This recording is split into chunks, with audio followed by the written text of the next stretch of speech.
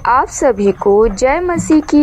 मेरे प्रिय मसीह भाई बहनों, आज हम एक ऐसे वचन को मनन करेंगे जो अगर हमारे दिल में उतर जाए तो हमारा पूरा जीवन बदल सकता है। हम सब जीवन में बहुत कुछ खोजते हैं। कोई पैसा खोजता है, कोई नौकरी और कोई अच्छा रिश्ता और सुख शांति खोजता है। लेकिन प्रभु यीशु ने कहा, इसलिए पहले तुम परमेश्वर के राज्य और धर्म की खोज करो तो ये सब वस्तुएं तुम्हें मिल जाएगी।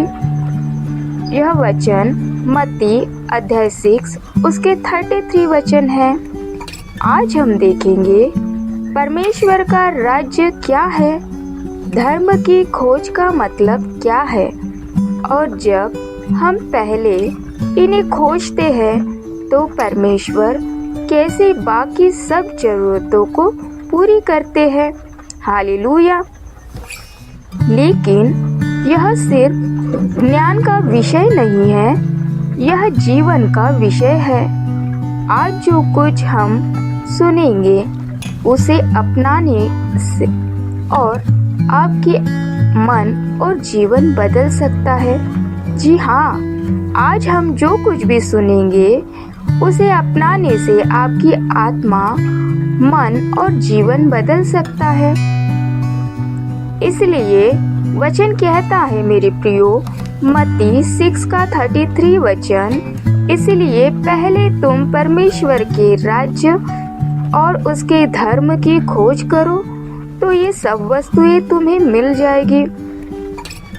यीशु यह वचन पर्वत पर उपदेश देते समय कह रहे थे। लोग चिंतित थे, खाना कहाँ से आएगा, कपड़े कैसे मिलेंगे, भविष्य कैसा होगा। तब यीशु ने कहा, आसमान के पक्षियों को देखो, वे न बोते हैं न काटते हैं, फिर भी तुम्हारा स्वर्गीय पिता उन्हें खिलाता है। यह संदेश साफ है, जीवन में सबसे बड़ी प्राथमिकता परमेश्वर को दो, बाकी चीजें अपने समय पर आएगी। हालेलुया। भाई बहनों, क्या हम सच में पहले परमेश्वर को रखते हैं या पहले बाकी सब चीजें रखते हैं? तो आइए, परमेश्वर के राज्य का मतलब क्या है? यह कोई भौतिक देश नहीं, बल्कि वह जगत है जहाँ परमेश्वर का शासन है।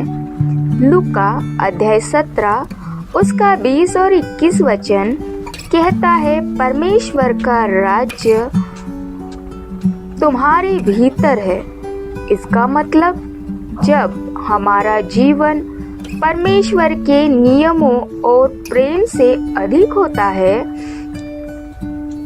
उदाहरणार्थ, यीशु ने राई के दाने का दृष्टांत दिया। यह वचन मत्ती अध्याय 13 उसका 31 और 32 वचन में लिखा है, राई का दाना बहुत छोटा होता है, लेकिन जब बोया जाता है तो बड़ा पेड़ बनता है और पक्षी उसमें बसेरा करते हैं।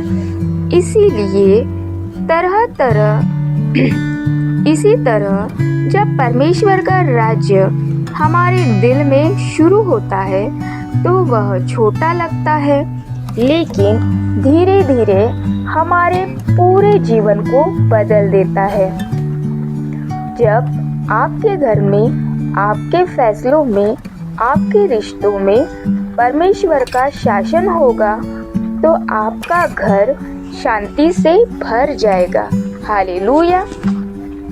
धर्म का मतलब सिर्फ अच्छे काम करना नहीं, बल्कि परमेश्वर के साथ सही संबंध रखना है। हाँ, धर्म की खोज का अर्थ क्या है? धर्म का मतलब सिर्फ अच्छे काम करना नहीं, बल्कि परमेश्वर के साथ सही संबंध रखना है। भजन संहिता 119 का 105 वचन कहता है, तेरा वचन मेरे पाँव के लिए दीपक और मेरे मार्ग के लिए उजियाला है। हालेलुया। नूह, हाँ, नूह भ्रष्ट संसार में भी धर्मी ठहरा, परमेश्वर ने उसे बचाया। जैसा कि दानियल विदेशी देश में भी परमेश्वर की आज्ञाओं पर अडिग रहा।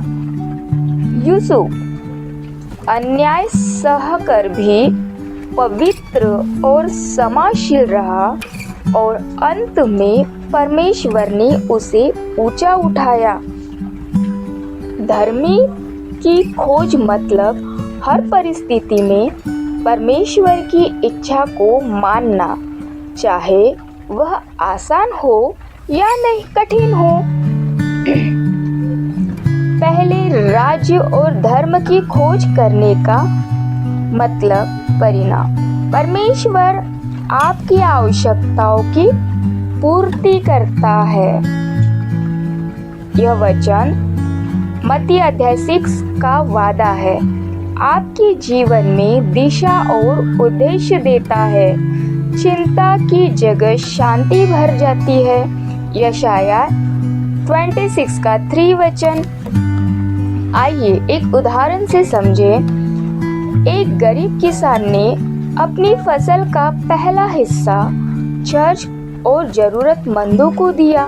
लोग बोले, तू तो खुद मुश्किल में है, लेकिन अपने लिए रख। लेकिन उसने कहा, पहले मैं परमेश्वर को दूंगा। कुछ हफ्तों बाद उसकी फसल आसपास के गांव से ज़्यादा अच्छी निकली। हालेलुया। सो मेरे प्रिय मसीह भाई और बहनों, जब हम परमेश्वर के भवन में बोते हैं तो परमेश्वर हमें उसका 30 गुना नहीं, 60 गुना नहीं, बल्कि 100 गुना प्रतिफल देते हैं। हालेलुया। भाई और बहनों, यह परमेश्वर के वचन का सच है। जब हम पहले उसे देते हैं तो वह बाकी सब हमें देता है। हालेलुया।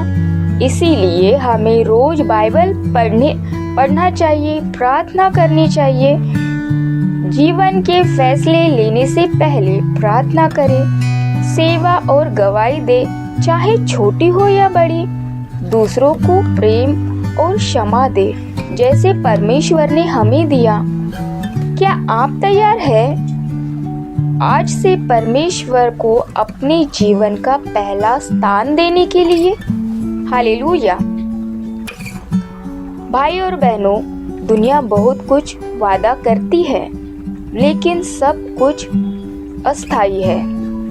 परमेश्वर का राज्य और उसका धर्म ही सदा के लिए है। आज का निर्णय आपके पूरे जीवन को, अंत काल को बदल सकता है। क्या आप आज अपने दिल का सिंहासन खाली कर परमेश्वर को उसमें बैठाएंगे? हालेलुया।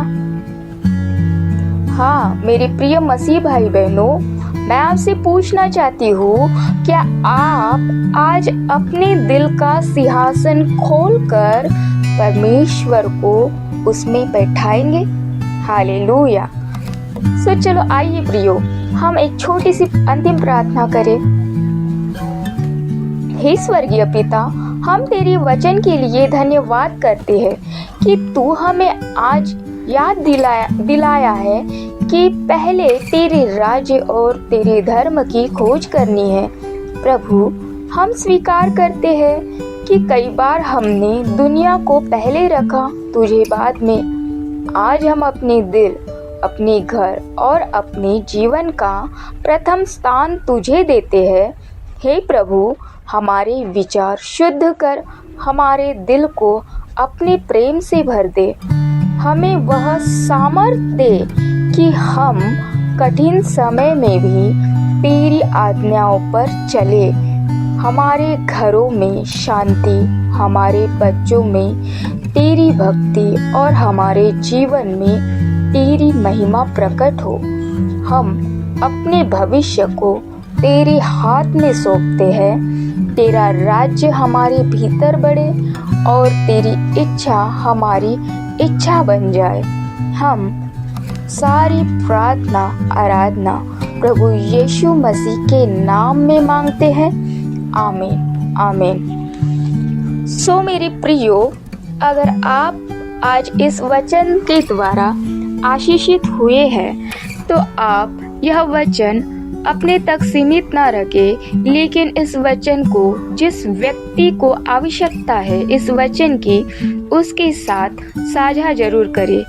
सो मेरी प्रियो, आप वीडियो को लाइक करें, कमेंट करें, शेयर करें और दूसरों के साथ साझा जरूर करें। अगर हाँ, आपके कोई प्रार्थना निवेदन है तो आप मुझे कमेंट में लिखकर भेज सकते हैं। हम और हमारी टीम आपके लिए प्रार्थना करेगी। आप सभी को जय मसीह की। God bless you all.